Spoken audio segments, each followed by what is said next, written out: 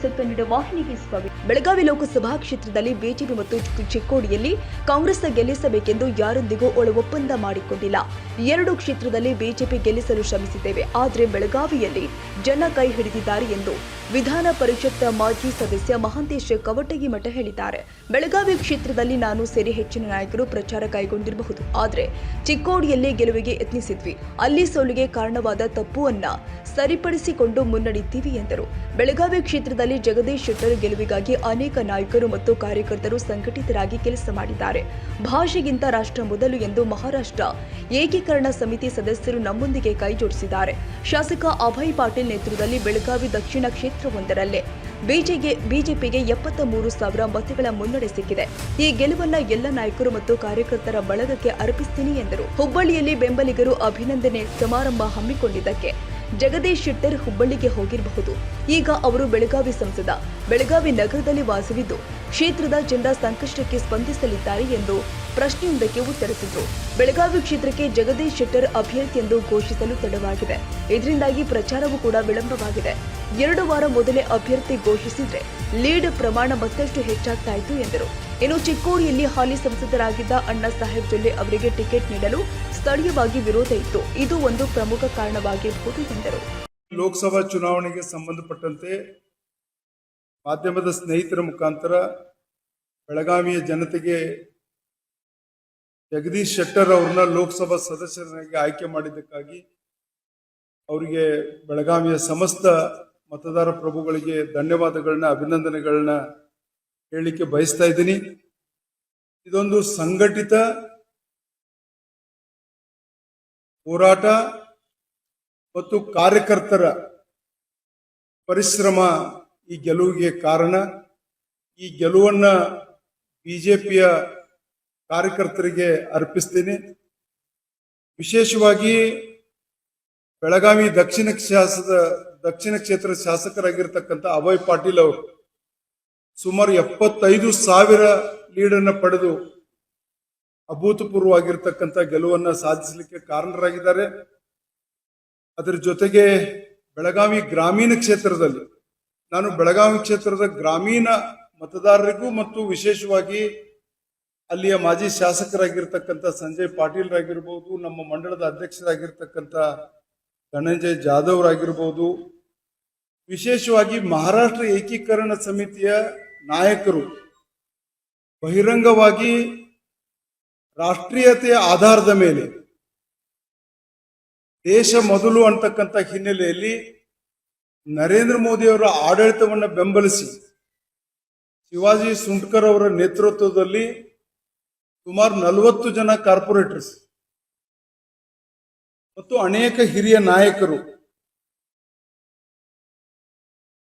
ನಮಗೆ ಬೆಂಬಲವನ್ನು ಸೂಚಿಸಿದ ಹಿನ್ನೆಲೆಯಲ್ಲಿ ಬೆಳಗಾವಿ ಗ್ರಾಮೀಣದಲ್ಲಿ ನಮ್ಮ ಬಿಜೆಪಿ ಕಾರ್ಯಕರ್ತರು, ನಮ್ಮ ಅಲ್ಲಿ ಅಧ್ಯಕ್ಷರು, ಮಾಜಿ ಶಾಸಕರಾಗಿರ್ತಕ್ಕಂಥ ಸಂಜಯ್ ಪಾಟೀಲ್ರು ಮತ್ತು ಅವರೆಲ್ಲ ತಂಡ ಒಂದಾಗಿ ಒಕ್ಕಟ್ಟಾಗಿ ಮಾಡಿರ್ತಕ್ಕಂಥ ಪರಿಶ್ರಮದ ಫಲವಾಗಿ ಸುಮಾರು 50,000 ಲೀಡನ್ನ ಕಳೆದ ವಿಧಾನಸಭಾ ಚುನಾವಣೆ ಮೇನಲ್ಲಿ ಆಗಿತ್ತು. ಒಂದೇ ವರ್ಷದಲ್ಲಿ ಬಿಜೆಪಿ 50,000 ಲೀಡನ್ನು ಪಡೆದುದು ಒಂದು ಐತಿಹಾಸಿಕ ಗೆಲುವಿಗೆ ಬೆಳಗಾವಿ ಗ್ರಾಮೀಣ ಜನತೆ ಆಶೀರ್ವಾದವನ್ನು ಮಾಡಿದ್ದಾರೆ.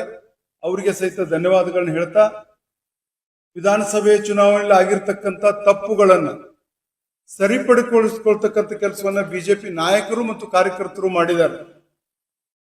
ವಿಶೇಷವಾಗಿ ಟಿಕೆಟ್ನಲ್ಲಿ ವಿಧಾನಸಭೆ ಚುನಾವಣೆಯಲ್ಲಿ ಆಗಿರ್ತಕ್ಕಂಥ ಗೊಂದಲಗಳ ನಡುವೆ ಅವೆಲ್ಲವನ್ನ ಮೀರಿ ಅನಿಲ್ ಬೆನಕೆಯವರು ವಿಧಾನಸಭೆ ಕ್ಷೇತ್ರದ ಟಿಕೆಟ್ ಆಕಾಂಕ್ಷಿಗಳಾಗಿದ್ರು. ಆದರೆ ಈ ಲೋಕಸಭೆ ಚುನಾವಣೆಯಲ್ಲಿ ಅವರು ಇರಬಹುದು, ರವಿ ಪಾಟೀಲ್ ರಾಗಿರ್ಬಹುದು, ಬೈಲೊಂಗಲದಲ್ಲಿ ವಿಶ್ವನಾಥ್ ಪಾಟೀಲ್ರು ಇಂಡಿಪೆಂಡೆಂಟ್ ಆಗಿ ಸ್ಪರ್ಧೆ ಮಾಡಿದ್ರು.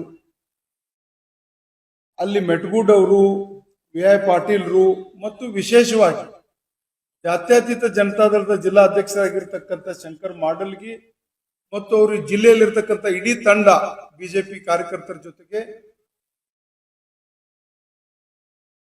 ಜೋಡಿಸಿಕೊಂಡಿರೋದ್ರಿಂದ ನಮಗೆ ಬೈಲೊಂಗಲದಲ್ಲಿ ಸಹಿತ ಹೆಚ್ಚಿನ ಒಂದು ಲೀಡ್ ಬಂದಿದೆ. ಅದರ ಜೊತೆಗೆ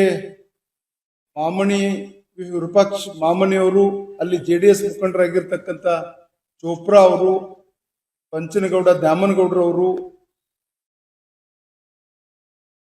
ಮತ್ತು ಅನೇಕ ವಿರೋಧಗಳ ಮತ್ತು ಆ, ಆಂತರಿಕ ತೊಂದರೆಗಳ ಮಧ್ಯೆಯೂ ಸಹಿತ ರಾಮದುರ್ಗದಲ್ಲಿ ಮಹದೇವಪ್ಪ ಯಾದವಾಡ್ ಅವರು ಮಾಜಿ ಶಾಸಕರು ಹಿರಿಯರು ಮತ್ತು ನಮ್ಮ ಬಿಜೆಪಿ ಅಭ್ಯರ್ಥಿಗಳಾಗಿರ್ತಕ್ಕಂಥ ಮಾನ್ಯ ಚಿಕ್ಕ ರೇವಣ್ಣನವರು ಇವರು ಸಹಿತ ಕೈ ಜೋಡಿಸಿದ್ದು ನಮಗೆ ಅಲ್ಲಿ ಕಾಂಗ್ರೆಸ್ ಲೀಡ್ ಅತ್ಯಂತ ಕಡಿಮೆ ಆಗ್ತಕ್ಕಂಥದಕ್ಕೆ ಸಹಾಯ ಆಗಿದೆ. ಇದರ ಜೊತೆಗೆ ನಾಯಕರು ಮಾಜಿ ಸಚಿವರಾಗಿರ್ತಕ್ಕಂಥ ಸನ್ಮಾನ್ಯ ರಮೇಶ್ ಜಾರಕಿಹೊಳಿ ಅವರು ಮತ್ತು ಸಹೋದರರಾಗಿರ್ತಕ್ಕಂಥ ಬಾಲಚಂದ್ರ ಜಾರಕಿಹೊಳಿ ಅವರು ಅರಬಾವಿ ಮತ್ತು ಗೋಕಾಕ್ ಎರಡೂ ವಿಧಾನಸಭಾ ಕ್ಷೇತ್ರಗಳನ್ನ ಕೂಡಿ ಸುಮಾರು 50,000 ಲೀಡನ್ನು ಕೊಡಿಸ್ತಕ್ಕಂಥ ಒಂದು ಸಹಾಯವನ್ನು ಸಹಿತ ಅವರು ಮಾಡಿದ್ದಾರೆ. ಇದರ ಜೊತೆಗೆ ನಮ್ಮ ಅನೇಕ ಪಕ್ಷದ ಹಿರಿಯರು MB ಜಿರ್ಲಿ ಅವರು ಇರ್ಬೋದು, ಅನೇಕ ಪಕ್ಷದ ನಾಯಕರು ಸಹಿತ ಈ ಒಂದು ನಮ್ಮ ಪಕ್ಷದ ಜಿಲ್ಲಾ ಅಧ್ಯಕ್ಷರಾಗಿರ್ತಕ್ಕಂಥ ಸುಭಾಷ್ ಪಾಟೀಲ್ ಅವರು, ಶ್ರೀಮತಿ ಸುತಾರ್ ಅವರು ಮತ್ತು ಬಿಜೆಪಿ ಮತ್ತು JDS-ನ ಕಾರ್ಯಕರ್ತರು ಕೈ ಜೋಡಿಸಿರುವುದರಿಂದ ಸುಮಾರು 1,78,000 ಲೀಡ್ನಿಂದ ನಾವು ಜಯ ಗಳಿಸಿದ್ದೀವಿ. ವಿಶೇಷವಾಗಿ ಮಹಾರಾಷ್ಟ್ರ ಏಕೀಕರಣ ಸಮಿತಿಯ ಮತ್ತು ಬೆಳಗಾವಿಯ ಮಾಜಿ ಮೇಯರ್ಗಳು, ನಗರ ಸೇವಕರು ಯಾರು ಇಷ್ಟು ವರ್ಷ MES ಅಂತೇಳಿ ಗುರುತಿಸಿಕೊಂಡಿದ್ರು, ರಾಷ್ಟ್ರೀಯತೆ ಮತ್ತು ನರೇಂದ್ರ ಮೋದಿ ಅವರ ನಾಯಕತ್ವವನ್ನು ಒಪ್ಪಿ ಬಿಜೆಪಿಯನ್ನು ಬೆಂಬಲಿಸಿದ್ರಿಂದ ಬೆಳಗಾವಿ ಉತ್ತರ, ದಕ್ಷಿಣ ಮತ್ತು ಗ್ರಾಮೀಣ ಕ್ಷೇತ್ರದಲ್ಲಿ ಬಿಜೆಪಿ ಸುಮಾರು 1,25,000 ಲೀಡನ್ನು ಇಲ್ಲೇ ಪಡೆದುಕೊಂಡಿದೆ. ಅವರೆಲ್ಲರಿಗೂ ಸಹಿತ ಧನ್ಯವಾದಗಳನ್ನ ಈ ಸಂದರ್ಭದಲ್ಲಿ ಹೇಳ್ತೀನಿ.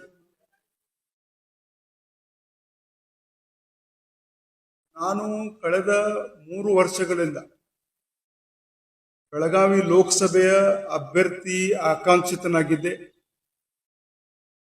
ಇಡೀ ಕ್ಷೇತ್ರವನ್ನ ಕಳೆದ 3 ವರ್ಷಗಳಿಂದ ಸತತವಾಗಿ ಎಲ್ಲಾ ವಿಧಾನಸಭಾ ಕ್ಷೇತ್ರಗಳಲ್ಲಿ ನಾನು ಪ್ರವಾಸ ಮಾಡಿದ್ದೆ, ಕಾರ್ಯಕರ್ತರ ಸಂಪರ್ಕ ಮಾಡಿದ್ದೆ, ಸಂಘಟನೆ ಮಾಡಿದ್ದೆ. ನನ್ನ ಎಲ್ಲ ಶಕ್ತಿ ಮತ್ತು ನನ್ನ ಪ್ರಯತ್ನಗಳನ್ನ ಜಗದೀಶ್ ಶೆಟ್ಟರ್ ಅವರಿಗೆ ಮತ್ತು ಪಕ್ಷಕ್ಕಾಗಿ ಮುಡುಪಾಗಿಟ್ಟು ನನ್ನ ಶ್ರಮವನ್ನ ಪಕ್ಷದ ಗೆಲುವಿಗಾಗಿ ನಾನು ತೊಡಗಿಸಿಕೊಂಡಿದ್ದೀನಿ. ಚಿಕ್ಕೋಡಿಯಲ್ಲಿಯೂ ಸಹಿತ ಏನು ಪಕ್ಷದ ನಾಯಕರು ಹೇಳಿದ್ರು, ಅಲ್ಲಿ ನನಗೆ 3 ದಿನ ವೇಳೆ ಕೊಡಂತ ಹೇಳಿದ್ರು. ಚಿಕ್ಕೋಡಿಯಲ್ಲಿಯೂ ಸಹಿತ ನನಗೆ ಏನ್ ಸಾಧ್ಯ ಇದೆ ಸಹಾಯವನ್ನು ಮಾಡತಕ್ಕಂಥ ಪ್ರಯತ್ನವನ್ನು ನಾನು ಮಾಡಿದ್ದೀನಿ. ಆಮೇಲೆ ನಿಮ್ಗೆ ಆಶ್ಚರ್ಯ ಹೇಳ್ತೀನಿ, ನಾನು ಟಿಕೆಟ್ ಕೇಳಿದ ನಂತರ the day Jagadish Shettar came to my house, ನಾನು ಕೂಡಿ ಮಾತಾಡಿದ ನಂತರ ನೆಕ್ಸ್ಟ್ ಡೇ ನಾನು ಏನು ಅವ್ರ ವಾಹನ ಹತ್ತಿದ್ದೀನಿ, ಅವ್ರು ಇಲ್ಲಿಂದ ಚುನಾವಣೆ ಮುಗಿಸಿ ಹೋಗುವವರೆಗೂ ಅವ್ರ ಜೊತೆಗೆ ನಾನು ನನ್ನ 100% ಟೈಮ್ ಆಗಿವನಿಟ್ಟು ಜಗದೀಶ್. ಇದ್ರ ಜೊತೆಗೆ ಖಾನಾಪುರದಲ್ಲಿ ಮತ್ತು ಕಿತ್ತೂರಿನಲ್ಲಿ ಸನ್ಮಾನ್ಯ ನಮ್ಮ ಕಾಗೇರಿ ಅವ್ರ ಜೊತೆಗೆ, ಹುಬ್ಬಳ್ಳಿಯಲ್ಲಿ ಸನ್ಮಾನ್ಯ ಪ್ರಹ್ಲಾದ್ ಜೋಶಿ ಅವ್ರ ಜೊತೆಗೆ ನನ್ನ ಟೈಮ್ ಅನ್ನು ಕೊಟ್ಟಿದ್ದೀನಿ. ತಾಜಾ ಸುದ್ದಿಗಾಗಿ MTV ನ್ಯೂಸ್ 24/7ಗೆ ಸಬ್ಸ್ಕ್ರೈಬ್ ಮಾಡಿ ಮತ್ತು ಬೆಲ್ ಐಕಾನ್ ಅನ್ನು ಒತ್ತಿ. ತಪ್ಪದೇ ಲಿಂಕ್ ಶೇರ್ ಮಾಡಿ.